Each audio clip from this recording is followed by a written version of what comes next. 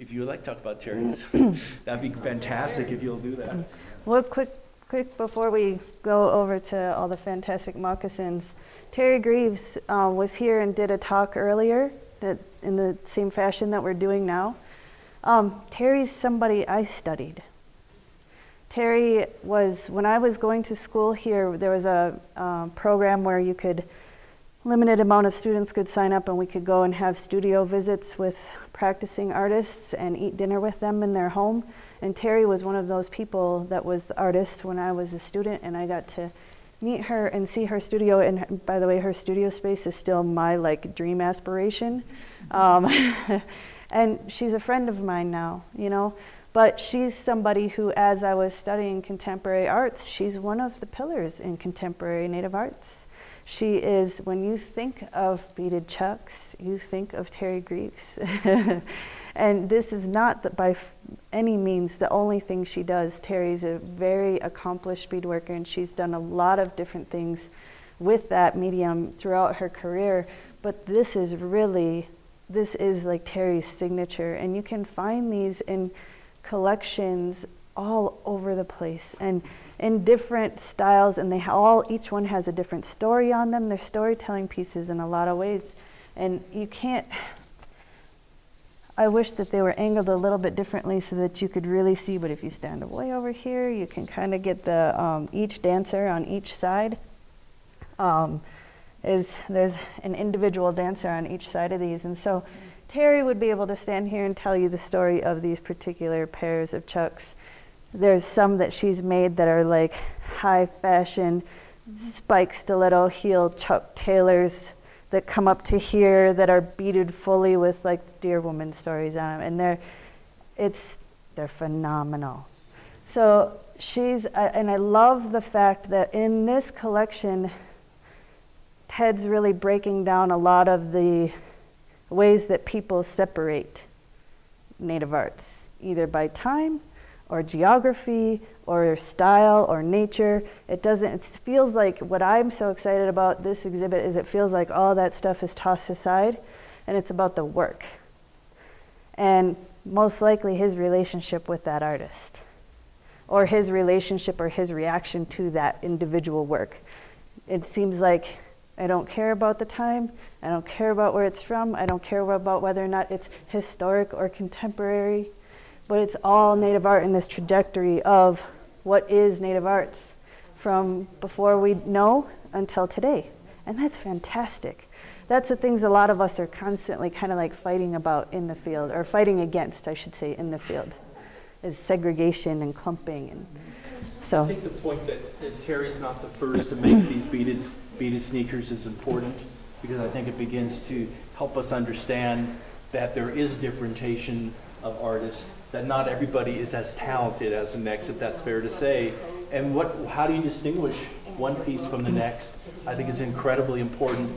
So in the other beaded sneakers, it's basically, and they're in lost and found tradition if you want to take a look at in the catalog, and they're very beautiful, they're very nice, but she's taken idea beadwork from other types of garments and put them onto the shoes. Yes. Whereas Terry's pieces, her best pieces, are always about these stories. Mm-hmm. Like Dyani was saying, they always have these complex stories. It's something she's experienced, heard about, been involved with. It's not just a set of beads on a pair of sneakers. There's something very personal, which is one of the great signs of an artist, that they share something so personal on the piece, that they then have the courageousness to share, by selling it or giving it to the outside world where people see their story. So artists are great communicators, some of the clearest observers of their own societies, and then courageous because they put their things out for people to see them. There's so much to talk about with this case. We could spend a lot of time here. This is, along with those mittens over there, this is kind of where my heart lives. I love moccasins. I paint moccasins on a regular basis. I love to make them, I love to wear them, I love to paint them. They make me happy in many ways. But I guess I'll say one thing that just from my own perspective as a maker and as an artist, and then we can talk about specific pieces.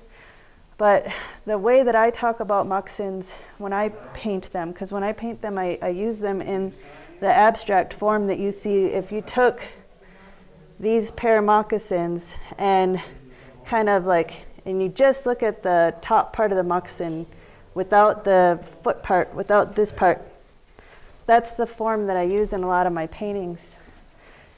It operates as an abstract shape. It's kind of like a stand-in figure without being specifically male or female or age specific, and depending on how specific I get with a design or not, then it can also be, it doesn't even have to be regionally specific. But to me, that moccasin means so much. It's in so many ways grounds your identity, grounds your participation. It's who you are. It's your connection not only to your individual self, because those are your only pair of moccasins. You're the only one that's got that pair, right? It's your grounding to who you are and your individuality. That design that's on there, or lack of design, is specific and intentional. So it can also, it grounds you to who you are within your tribe. But also is that connection to the land. And when I wear my moccasins, it fares very different than when I wear my street shoes.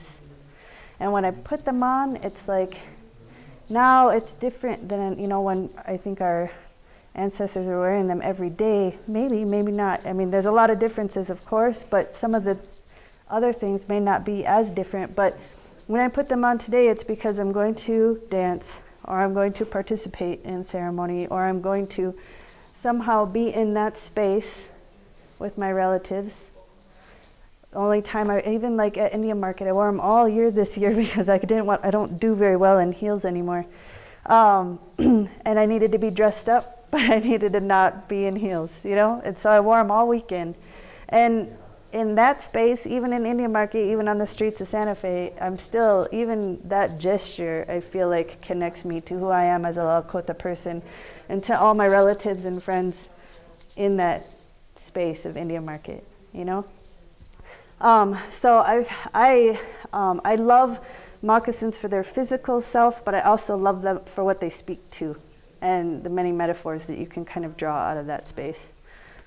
You know, I've directed a lot of this, but I think it's kind of, I mean, is there anybody, before I start getting into individual pieces, does anybody have questions, or is there a specific? Which is your favorite pair? Oh, I have more than one. Is that okay? I love this pair here. Which, the blue ones? With the checkerboard design with the green and turquoise, and Juanita's above. I love these, and the baby moccasins right there, and these right here. But that's me being Northern Plains bias. As an artist, which of them would be the most difficult in terms of stitching? The most difficult to accomplish? You know, I don't know what it takes to do this porcupine quill tufting. Do you? That one's terrible. That one's. Thank you. See, I don't know. It's very easy. Good to know. For me. Yeah. It's like, it's way quicker, but you still have to do get the hair dyed and do all of that. Okay. But for me, it's easy, and it also comes from more of after contact from the nuns that taught those techniques and the wives of the Hudson Bay Company. Okay, so it's almost like something that's learned after like needlepoint and that kind of stuff, or what? Or is that tufting was already being done in European styles? Yeah, yeah. Oh, You cool. shape See, you it learn after something you- new every day. So you put the hair in, and then you shape it with Yeah. the scissors, Yeah. sort of thing. And then the other Cool. question I've always had about these, so there's 3 different furs, right, or 3 different colors, right, on those 3 pairs, Okay, yeah. right? So those it looks like 2 rabbit and something else in the middle. Yeah. I'm just wondering if you know what those are, and why, is there a difference of using a different fur? Is there, besides having them around? Is it beaver in the middle? The middle. Yeah. So it's, no, it's because there's lots of trapping happening in the territories. That's how it was kind of built. and it's really what you have or what you prefer. For example, I did a pair last year, and I used rabbit, but I used 2 colors, so it was like stripes. So lots of people thought it was funny, that it was like striped, psychedelic kind of place. But it's really your preference. And for example, if you use Wolverine fur, the snow doesn't stays on the fur and like blows off. It never melts, so you can stay really warm without getting wet. So there's Awesome. See, I don't know that. I mean, I don't. I have specific realms of knowledge, just like you have specific realms of knowledge, depending on where we've grown up and our own kind of limited geographical knowledge until you really get out and learn from peers and friends. So with that, I guess I'd lean towards as far as the level of difficulty, the ones that involve porcupine quillwork. Quillwork is a lot harder and longer and process driven than even beadwork is. It doesn't mean beadwork's easy or fast. It's just that quillwork takes longer. So that pair and this pair, sorry. And then also I think it's important to note that these 2 pair here are much smaller beads than those beads or even these beads. This is a lot of work. These have an intense amount of work, as do those.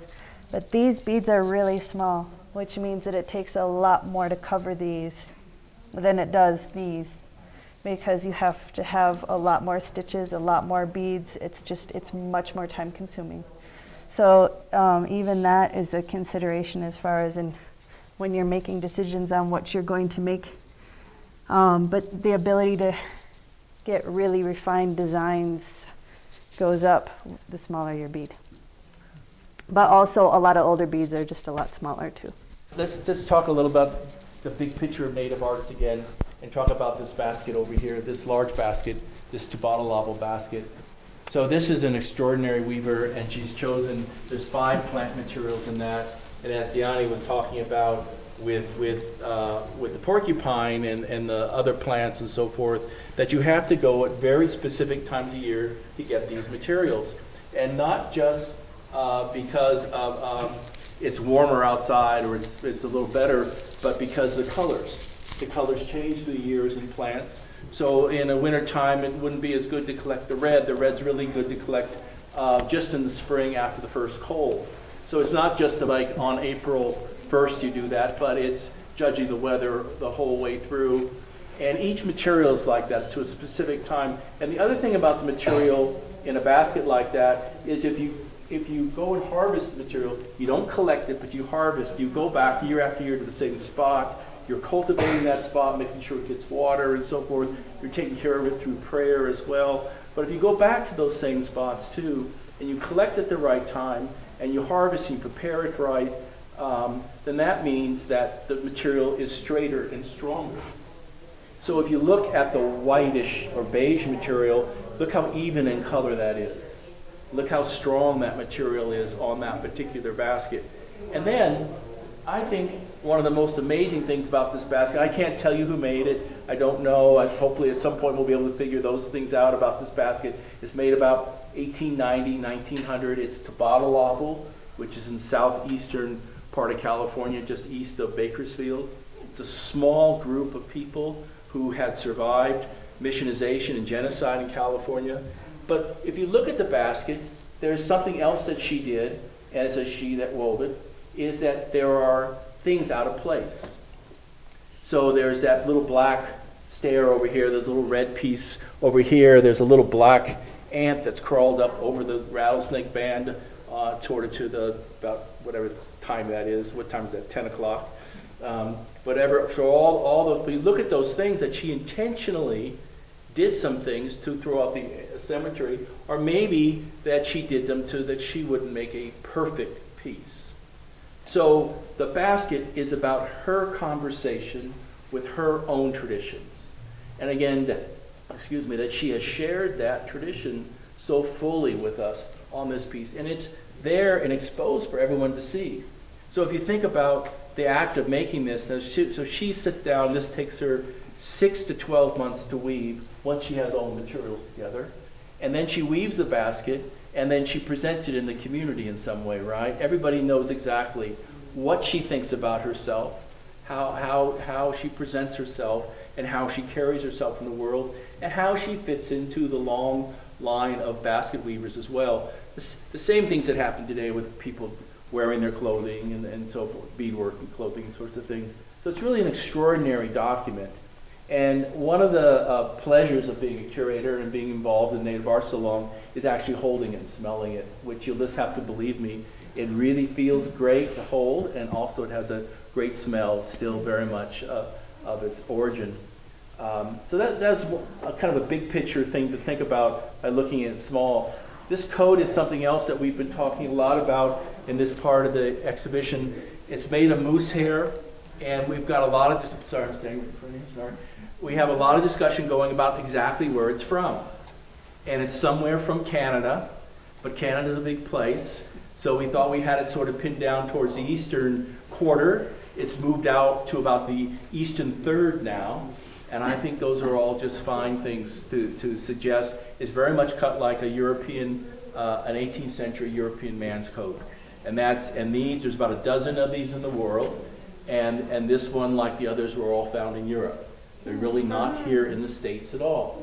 So they represent another type of story to tell. And it's moose hide. It's relatively straightforward, but it's not straightforward at all at the same time. It's not heavily decorated or anything like that. But for a moment, think about the types of coats, 18th century, were they heavily decorated? Certainly the most upper classes had heavily brocaded coats and so forth. But the trapper who had this coat and took it back to Europe with him probably didn't wear one of those brocaded coats when he was trapping up in northern parts of Canada. So it probably represents what the woman who made the coat saw and understood. I don't know what else in this section. Two things in this case. One thing that I think about so Bruce and I sat here and talked about a lot of the design, the moments in design that are in this that are really exciting. If you take the time to see what's symmetrical and what's not, those little pops, they're wonderful. But the other thing to think about with this basket is this is a huge basket. And all of the fibers are really small. So it's a tremendous feat in and of itself. Preparing all of those so that they're exactly the same width and that that's an intense amount of weaving for a basket of that size. So look at all of those individual and think about harvesting it, but then also just preparing it into the long pieces, really thin, precise pieces. It's an amazing feat. This is exciting to me. Again, it's porcupine quill work, but this is loom work. So that long belt that we were talking about earlier, that's beadwork on a loom. This is loom work with quills. This is a technique I haven't even learned how to do yet. But again, these are all very tiny, small, precisely sorted and dyed quills. And this is a lot of quills. And it's a fantastic piece. It's really gorgeous. Other things that are exciting, I think even those are exciting. I feel like you could go walk into some boutique somewhere in New York City and try and buy something somebody would rock these today because they're so unique and so different from anything else. But again, like this piece and this piece and these pieces and what you were talking about over there, the marriage of cross influences and people's response to their environment and what they're seeing and what their relationships with those environments, all of that's really important in those pieces that you can really visually see influence. It's impossible unless you're getting pre-contact, to separate the influence of European Western culture on Native arts and vice versa. I think that's important to note. Western arts would not look the way they did today without Indigenous arts. You can't, we are completely intertwined. You cannot separate those histories unless you go pre-contact. On both sides. On both sides. On both sides of the ocean. Yep. So it's, to me, it's all valid. It's all a response to your experience.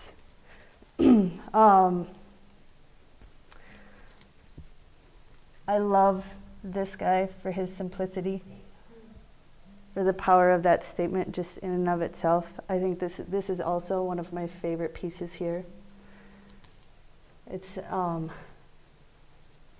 I don't, you know, some of these things I don't know a whole lot about, but I look at this and I find it really interesting because it's like it feels like that raised beadwork, and I don't know a whole lot about raised beadwork other because it's more of a northeastern practice. But that's, you know, I can't even speak to what it takes to make that, but I know it's something I don't know anything about, and because of that I find it fascinating. You know, I don't know how to accomplish that. And the coat, Bruce and I talked about just the fact, I mean, I love that you can come up here and you can see the mark making of preparing the hide. Something you probably could talk more about than I could. She knows how to tan hides. We were talking about that last night. But that's exciting to me that you can visually see that. You know, you can see the scrape marks, you can see the preparation of that. So there's so much work that goes into this, even if it's not heavily designed, you know, even if it's not heavily adorned. There's a ton of work and intentionality and grace in design. Sometimes grace in design. Sometimes it doesn't have to be completely ornate to be powerful statement. What are the hardest skills to One that hasn't been skinned properly. I think in this piece what's really remarkable is like there's no holes, there's it's like it's really perfectly done. I think that's one of the biggest hardships when you learn is to not put any holes in the hides, because then you can't use it. Or like you have to know how to smoke it properly, otherwise you can make holes in the hide. So it's just like this hide tattoo is really good. Yeah. These three cases, this case, and this case, everything in here, it's all them, isn't it? Yes, everything is. Okay. These three cases are all one family.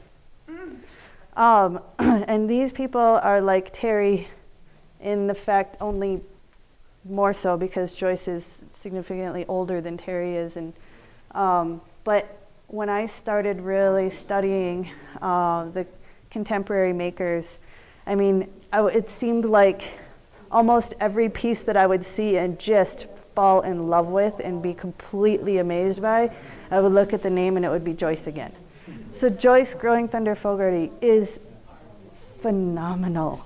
This woman is so skilled and so knowledgeable. And it seems just rightfully so that Ted Coe, this man who had this huge passion for Native arts, both historic and contemporary, it seems very normal to me that he managed to have this close relationship and friendship with what I think is one of the best makers today. Her skill level is intense. And because of that, I know that her knowledge is well beyond anything that I might ever be able to accomplish. So when you look at her works, this work, and this work, and this work, and then the other part about this that's exciting is that it's either hers, or her daughter's, or her granddaughter's pieces that are in here. So they have this family of amazing makers, which also is a beautiful story and to itself. You know, that this entire family is, I think it speaks wonders to who this, you know, the impact of this family and then even just their relationships. These pieces are absolutely amazing. Sorry, that's super distracting to me. Remember when I told you the tiny, tiny, tiny quill lines over there and that we'd get to a piece and you could actually see that stitch? In this medallion, that center rosette where it's just the solid red in the very, very middle, if you take a close peek at that, then you can see that stitch that's in those gloves over there, and then you can see why it's so exciting. But her skill level, I mean, spend some time with these pieces, and they're perfect in so many ways. The accomplishment of composition, the choice of colors, and even if you look at like some of the things that are so exciting about this horse mask is look at the design in there. You aren't going to find very many pieces where the design like creeps out over the edges and overlaps and starts to live in another space, in another plane. Not a whole lot of beadwork does that, especially if it's beadwork that's not intentionally, that's not the theme. Because now you'll have contemporary pieces where people are pushing those ideas and thinking about, you know, how to make it operate more like a drawing or a painting, or, you know, where it's kind of like cross-pollination of intentions and mediums. So this piece totally operates as like a traditional horse mask, but I love those little moments, you know, where it's doing something that other pieces don't normally do. And yeah, the choice of color in this is just so exciting to me. This tiny cradle board also, well, both of these cradle boards. Does everybody know what a cradle board is? Yeah? Okay, good. You've been around for a little while. That's good. This one is phenomenal. And the other thing that is so exciting about that one to me is, okay, so first of all, they're tiny, tiny, tiny beads. So look at the size of those individual beads compared to the size of this shirt in front of it, or this bigger cradle board in front of it. Those are like 18s maybe? 18s or 22s? Yeah, which means that they are, I mean, like, it's hard to even see the hole in those beads. And so it's a lot of beads and a lot of time to cover that space. And what I think is so amazing about this piece is like all the floral elements are also somehow raised, but the background behind it is not. And so even just the knowledge of how to do that and accomplish it so like the whole piece isn't puckered or moving, I think speaks wonders as well. So this family is just this, and if you get a moment to read Ken's statement on it, it really sums up how I think most of us that have an appreciation for beadwork and quillwork and plains artwork feel about this maker and this family. So would these be for dolls or for ceremonies or? No, they're, I mean, a long time ago, the smaller dolls and smaller accessories and things were they were like toys. Learning tools as well, you know, like the girls had their own small teepees and dolls and cradle boards and things because it's you learning how to be a member of your family and community. But now, I mean, you know, if I'm sure that the intention of making that piece is just what it's doing now. It's an art piece. They're a full-time artist, and they work every day between 8 and 15 hours, depending what time of year it is. They start about June 1 work just about around the clock in order to make things. And to be affordable because of the number of hours, I think they make smaller items that people can afford that are still somewhat expensive because she is the #1 person. She is just that fantastic. And she kind of invented this genre of these dolls or these figures. Calling them dolls doesn't do them justice in the sense of they are full, small reproductions of the way that woman would dress. Every aspect of it, if you got close to it, and excuse me, but if you lifted the dress, you'd see that the underclothes are just right. Everything, every feature of it is right for that. And so her knowledge of culture and art is shown in a piece like that. Mm-hmm. It's really quite spectacular. In this case, I think in this case too, so all the pieces are kind of made for sale except for these 2 little moccasins. That was for one of Joyce's sons. She had made those for one of her sons. And then when he outgrew them, she repaired them a little bit and gave them to Ted as a gift. The other thing about Joyce's work suggests to us is another way to understand the differences of the native art aesthetic versus the aesthetics of Western art, and that's about movement. So a lot of these pieces, they're very static on view, But if you thought about even that little shirt, if you put your hand inside and you move it around, the fringe has a beautiful movement to it, and it accentuates the blue. And if you also, the blue as a piece move, the blue blurs a little bit as it should. It looks more sky-like than it does just sitting even. And the same with the, if you can imagine a cradle board and a child in that, and seeing that walk, right? It's like walking towards bushes or a forest or something like that. So all the pieces have an incorporated movement into them. If you thought, if you think about Native art then as that sort of movement, I think it's a clue into understanding some of the stories and the deeper meanings of the pieces. Go ahead. On that, with this dress, how many of you have been to a powwow? Okay, so not everybody. So this dress, if you go to a northern powwow today and you get to watch the women traditional dancers, the fringes, that's like the talent, to get the fringes to move just right. And I mean, so it's, that movement piece is like, it's huge in the work, and I'm glad you brought it up. So yeah, these are living artists. That's a huge piece. These, you know, they're contemporary artists today. So just like I make a painting to hang on the wall and to sell, a lot of these are functional, but also that accessibility piece is huge. I have to create pieces in my practice that are a range, you know, big, huge pieces that, you know, most likely only major collectors or museums are going to purchase, down to the smaller pieces that somebody can afford and take home that maybe isn't super cashy but still has a passion for the work. So these moments speak to fulfilling that, but also they're really fun experimentations too, like just that artistic drive. I have a friend that's made cradle boards that are just a little bit bigger than this, that are not meant to function. They're meant to do the same thing, to hang on a wall, but the board that's usually out of wood, he made out of steel because he knows how to use it. So for him, that was really exciting, and that they were all around, it was like 20th century cradle board. So this awesome welded steel backing, and then this, like they were smoked hides and more contemporary beadwork on the outsides. Well, one of them wasn't as contemporary, it was more narrative plain style. And the other one was just these immaculately beaded butterflies.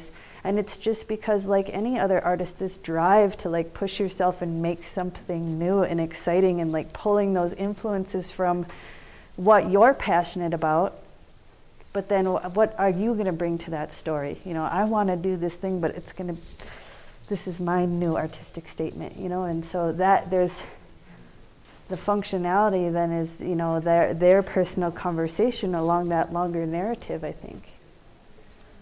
Well, any other questions?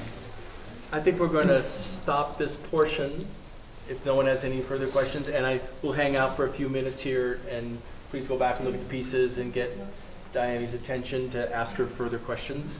And I hope you'll join us for lunch at the Coe Foundation. The Coe Foundation, again, is Ted Coe's life extended through his trust, leaving the trust to build further appreciation. And Dyani did a wonderful job helping us appreciate the works on view here. We have another 1,800 pieces at the foundation, so there's plenty to see, as well as pie for lunch.